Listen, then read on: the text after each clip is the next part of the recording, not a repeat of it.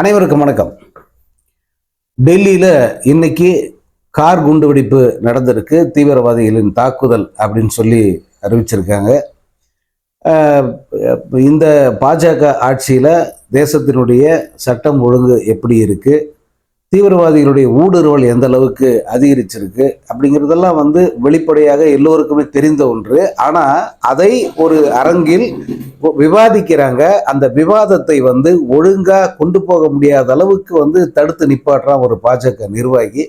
அந்த அளவுக்கு அவர்கள் தங்கள் ஆட்சி காலத்தில் என்ன நடந்தாலும் அதை நியாயப்படுத்துவதற்கான முயற்சி அவங்க தொடர்ந்து பண்றாங்க. ஒரு தீவிரவாத தாக்குதல், அந்த தீவிரவாத தாக்குதலை நியாயமாக அலசுவதற்கு அல்லது நியாயமாக ஒரு குற்றச்சாட்டை முன்வைக்க கூட பத்திரிகையாளர் தயங்கும் அளவுக்கு அந்த பாஜக காரனுடைய மிரட்டல் கலந்த பேச்சுங்கிறது அமைஞ்சிருந்தது. இன்னைக்கு அதை கண்கூட பார்க்க முடிஞ்சது.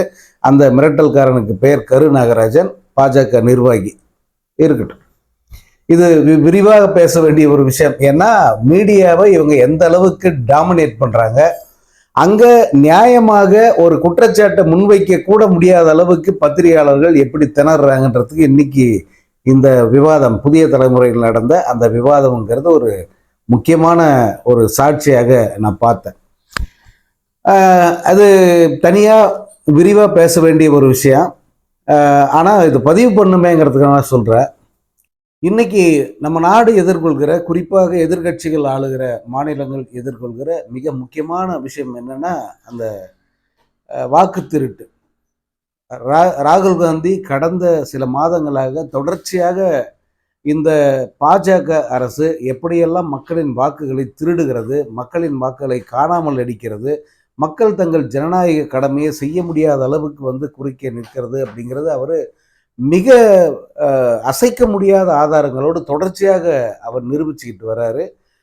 குறிப்பாக கடந்த முறை மகாராஷ்டிராவில், அதே போல் கர்நாடகாவில் எப்படி இங்கெல்லாம் வாக்கு திருட்டு நடந்ததுன்றத ஆதாரப்பூர்வமாக காமிச்சார். அதே போல் பீகாரில் 65 லட்சம் வாக்குகள், 1-2 இல்லை, 65 லட்சம் பேரை நீக்கிருச்சு இந்த தேர்தல் ஆணையம். கேட்டால் அதற்கு மழுப்பலான பல காரணங்களை சொன்னாங்களே தவிர உருப்படியாக எவிடன்ஸோட ஒரு காரணத்தை கூட சொல்லலை. உச்சநீதிமன்றம் கேள்வி கேட்ட பிறகு கூட அவங்க எரும மாட்டு மேலே மழை பெஞ்ச மாதிரி அசையாமல் தான் நின்னாங்களே தவிர கடைசி வரைக்கும் எந்த விதமான நடவடிக்கையிலும் அவங்க ஈடுபடவே இல்லை. அப்புறமா உச்சநீதிமன்றம் மிக கடுமையாக கண்டித்த பிறகு மீண்டும் ஒரு 20 லட்சம் வாக்காளர் பட்டியலுக்குள்ளே கொண்டாடுறாங்க. அவங்கெல்லாம் செத்து போனவங்கன்னு அறிவிக்கப்பட்டவர்கள் மீண்டும் அவங்க எப்படி உயிர் தெழுந்து வந்தாங்கன்றது தேர்தல் ஆணையத்துக்கு தான் வெளிச்சம்.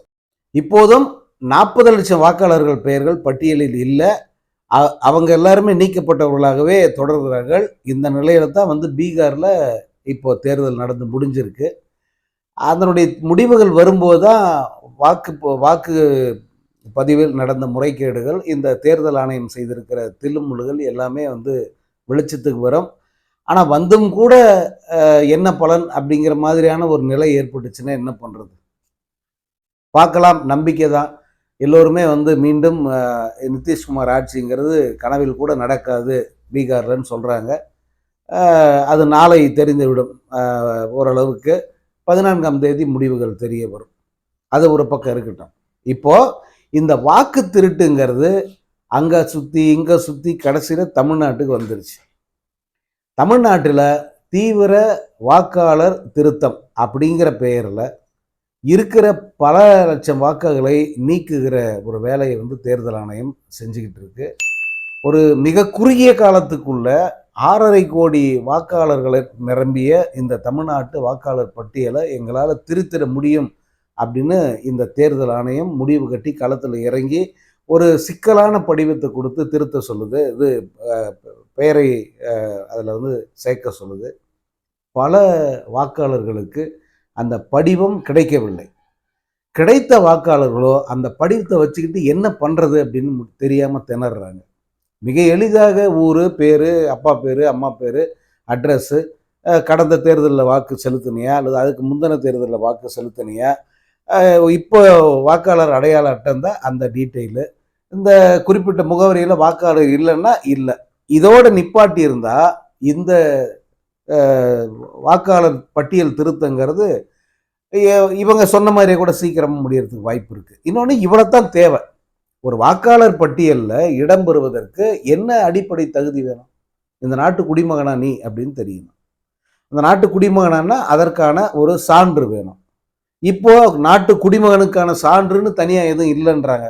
இப்போ கொடுத்த ஆதார் அட்டை உள்பட எதுவுமே அப்படி ஒரு சான்று இல்லைன்னு சொல்லிட்டாங்க. சரி, குறைந்தபட்சம் ஆதார் அட்டை, ரேஷன் கார்டு, எலக்ட்ரிசிட்டி பில்லு, இல்லை கேஸ் பில்லு, இந்த மாதிரி 11 ஆவணங்கள் இருக்கு. அதில் ஏதாவது ஒரு ஆவணத்தை காமிச்சு வந்து நீ இந்த நாட்டு குடிமகன் நிரூபித்து நீ வாக்கு செலுத்தலாம் அப்படிங்கிறது தான் எளிய முறை. அவ்வளோ இருந்தால் மட்டும்தான் இவங்க வாக்கு செலுத்துவாங்க. ஒரு படத்தில், தில்லுமுள்ளு படத்தில் இந்த தேங்காய் சீனிவாசனோட மேனேஜர் சொல்லுவார், இந்த கால இளைஞர்களுக்கு இவ்வளவு தான் கேட்கணும்னு இருக்கு. அவங்களுக்கு பாவம் எவ்வளவோ கஷ்டத்துக்கு இடையில வந்து அவங்க படிக்கிறாங்க, வேலைக்கு போகிறாங்க. அவங்கள போட்டு மேலே மேலே துன்பப்படுத்தக்கூடாது. அவங்கக்கிட்ட இவ்வளவு தான் கேட்கணும், இவ்வளவு கேட்கறது தான் சரி அப்படின்னு சொல்லுவார். இன்டர்வியூவில் கேள்வி கேட்கும்போது பசங்க திணறாங்களே, அதுக்கு அந்த மேனேஜர் சொல்கிற பதில், வில் சிகரெட் விலை என்ன, ஃபில்டர் சிகரெட் விலை என்னன்னு கேட்பார். அந்த மாதிரி இப்போ இருக்கிற வாக்காளர் எப்பவுமே வாக்காளர்களுக்கு அத்தனை உரிமைகளும் கொடுத்து போய் ஓட்டு போடுங்கடான்னு சொல்லிட்டு எல்லா சலுகையும் கொடுத்தா கூட அவங்க போய் போடுறதுக்கு தயங்குவாங்க. யாரா போய் போடுறது? கவுண்டமணி சொன்ன மாதிரி அசிங்கமாதிரி யாருப்பாது கழுத்துலையும் கையிலையும் மாட்டிக்கிட்டு இதை கொண்டு போய் அடகு வச்சிருவோம் அப்படின்ற மாதிரி அவங்களுக்கு வந்து இந்த தேர்தல் அன்று வாக்கு செலுத்துவதுங்கிறதே ஒரு பெரிய பேர்டு நான் நினைக்கிறேன். ஒரு கூட்டம் இன்னும் இருக்கு. அவங்கள ஜனநாயக கடமையை செய்யுங்கடான்னு சொல்லிட்டு நார்மலைஸ் பண்ணி கொண்டுறதே ஒரு பெரிய தலைவலியாக இருக்குது தேர்தல் ஆணையத்துக்கு. இதுக்கு முன்ன வரைக்கும் அவங்க இதுக்கு என்னென்ன விழிப்புணர்வு அந்த பிரச்சாரங்கள் செஞ்சாங்கலாம் பார்த்துருப்பீங்க. ஸோ இப்படி ஒரு சூழலில் வாக்கு செலுத்தவே அவன் வரக்கூடாது அப்படிங்கிற ஒரு மனநிலையை அவனுக்கு ஏற்படுத்துகிற மாதிரி ஒரு எஸ்ஐஆர் படிவத்தை வந்து கொடுத்து அதை நிரப்ப சொல்கிறாங்க. அதில் முதல் பத்தி அது ஓகே, அந்த 10 இதை வந்து நிரப்பிடுறாங்க. அதுக்கு அடுத்து இந்த பக்கம் ஒரு காலம், இந்த பக்கம் ஒரு காலம், இந்த 2 காலம் வந்து அவங்களால நிரப்பவே முடியல. அந்த பிஎல்ஓ அப்படிங்கிற அந்த பூத் லெவல் ஆர்கனைசர்ஸ் இருக்காங்களே, அவங்களும் கூட வந்து இதை சரியான முறையில் அவங்களுக்கு விளக்க தெரியல அல்லது பூர்த்தி செய்து கொடுக்க தெரியல. இது வந்து மிகப்பெரிய ஒரு சவாலாக மாறி இருக்கு. தமிழ்நாட்டின் பல மாவட்டங்களிலிருந்து ஆயிரக்கணக்கான புகார்கள் வந்து வந்துக்கிட்டே இருக்கு. இந்த எஸ்ஐஆருங்கிறது இப்போ வேணாம், இவங்க யாரும் வேணான்னே சொல்லலை. இப்போ வேணாம், இந்த தேர்தல் முடியட்டும், அடுத்த தேர்தலில் வச்சுக்க, அடுத்து திரும்ப நாடாளுமன்ற தேர்தல் அதில் வச்சுக்க, அதுக்கு அடுத்து மீண்டும் சட்டமன்ற தேர்தல் வரதான் போது அதுக்கு வச்சுக்க அப்படின்னு எவ்வளோ சொல்லி பார்த்தோம். விடாப்பிடியாக இந்த வாக்காளர் திருத்தத்தை இப்போ செஞ்சே தீருவேன் அப்படின்னு கங்கணம் கட்டிட்டு நிற்கிறாங்க. இதை எதிர்த்து தமிழ்நாடு அரசு, திமுக மற்றும் இன்னும் கட்சிகள் எல்லாம் சேர்ந்து உச்சநீதிமன்றத்தில் வழக்கு தொடுக்கிறாங்க. அந்த வழக்கில் தீர்ப்பை கொஞ்ச நாள் ஒத்தி வைத்து இன்னைக்கு தீர்ப்பு கொடுத்துருக்காங்க. இந்த வாக்காளர் திருத்தத்தை மேற்கொள்ளலாம், இதை தடுத்து நிறுத்த முடியாது அப்படின்னு. ஏன்னா இந்த தீர்ப்பு தான் வரும் அப்படின்னு அத்தனை அந்த விவாதங்களில் பங்கேற்கிற பத்திரிகையாளர்கள் அல்லது அரசியல் நிபுணர்கள் அவ்வளோ பேருமே சொல்லிட்டாங்க, இது இப்படித்தான் வரும்.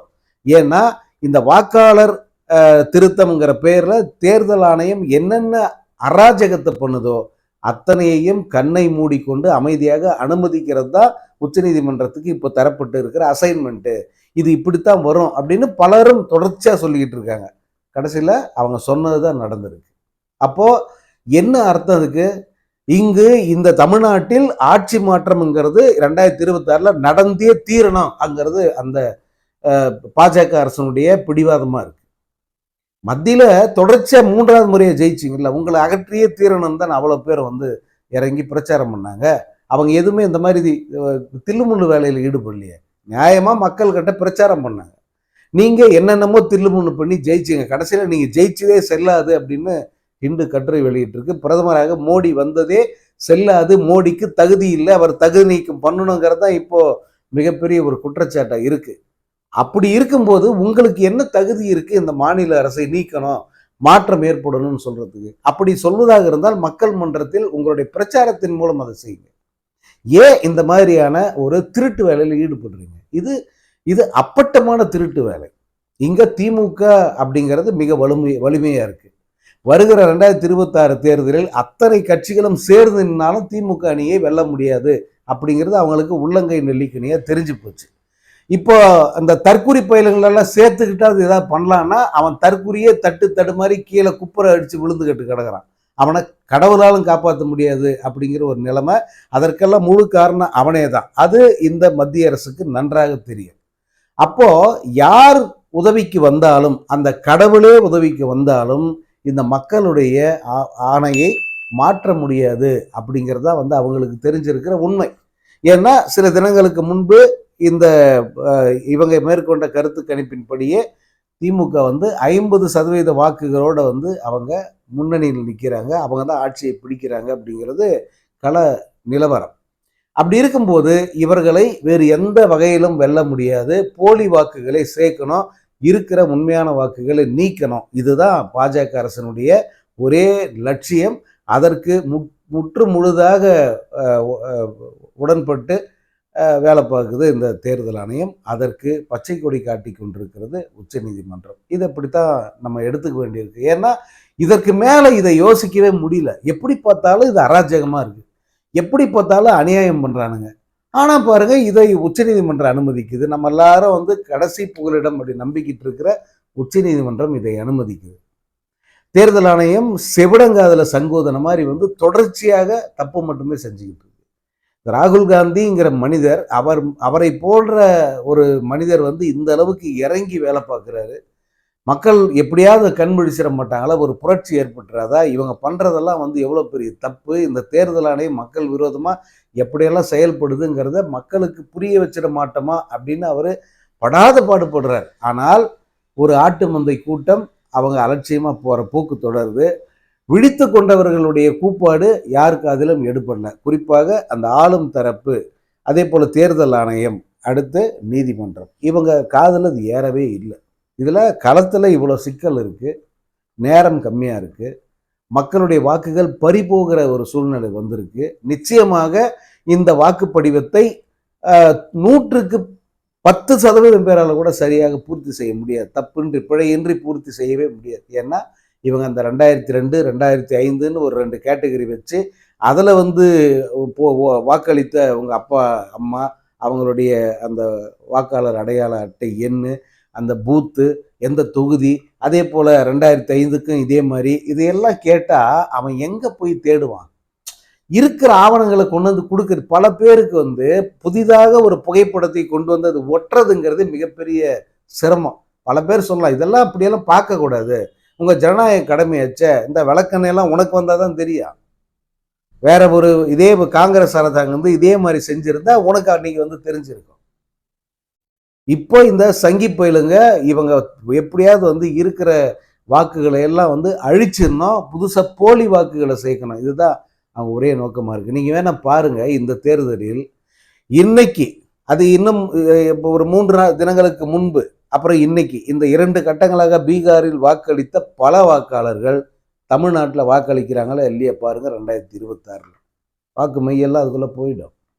அவன் அங்கிருந்து மொத்தம் முழுசாக நான் வந்து மைக்ரேட் ஆகிட்டேன்னு வந்து உட்கார போகிறான். நான் வந்து அவங்களை எதிர்த்தோ அல்லது அவர்களை திட்ட வேண்டும் என்பது நம்முடைய நோக்கம் அல்ல. ஆனால் அவர்கள் எப்படி பயன்படுத்தப்படுகிறார்கள், எதற்காக பயன்படுத்தப்படுகிறார்கள், இங்கே நமக்கான அரசு எதுன்னு நம்ம தான் முடிவு பண்ணணும். நமக்கான அரசு எதுங்கிறத அங்கே இருக்கிறவங்களை கொண்டு வந்து இங்கே தீர்மானிக்க வைக்கிற பாஜகவுடைய கள்ளத்தனம் இருக்க, அது ஒரு நாளும் ஜெயிச்சிடக்கூடாதுங்கிறதா நம்முடைய ஆதங்கம்லாம். இப்போ நம்ம வாக்கு காப்பாற்றிக்க வேண்டிய ஒரு முனைப்பு இருக்குது. அதையும் மீறி நம்ம பேர் வந்து பட்டியலில் இடம்பெறவில்லைன்னா நம்மளால் இந்த வாட்டி வந்து வாக்களிக்கவே முடியாது. இந்த நிலையை உருவாக்குவது தான் பாஜகவோட நோக்கம். அந்த நோக்கத்துக்கு தேர்தல் ஆணையம் 100% உடந்தையாக இருக்கிறது. அந்த நோக்கத்திற்கு நீதிமன்றமும் கிட்டத்தட்ட 100% உடந்தையாக இருக்கு. இது இந்த நாட்டினுடைய ஒரு கெட்ட நேரம் அப்படின்னு தான் இதை சொல்லணும். வேற என்னன்னு இதை நம்ம பார்க்கறதுன்னே தெரியல. ஏன்னா யாருடைய குரலும் எழுப்பட மாட்டேங்குது, யார் சொல்றதையும் கேட்க முடியாது அப்படிங்கிற ஒரு மூர்க்கமான ஒரு மூடர்கள் இந்த ஆட்சியிலேயோ அதிகாரத்திலையும் பல நிலைகளிலும் ஆக்கிரமிச்சுக்கிட்டு இருக்கும்போது இந்த வாக்காளர்களுடைய அந்த உரிமைங்கிறது தொடர்ச்சியாக பறிபோகிற நிலை தான் பல மாநிலங்களிலும் இனி தொடரும் அப்படிங்கிறது தான் நிலைமை. அடுத்து கேரளாவுக்கு வரும், வெஸ்ட் பெங்கால், இன்னும் பல 12 மாநிலங்களில் இந்த திருட்டு வேலையை வந்து அவங்க அரங்கேற்ற போகிறாங்க. இதுக்கு எப்படி முற்றுப்புள்ளி வைக்கிறது அப்படிங்கிறது தான் வந்து மிகப்பெரிய கேள்விக்குறியா இருக்கு.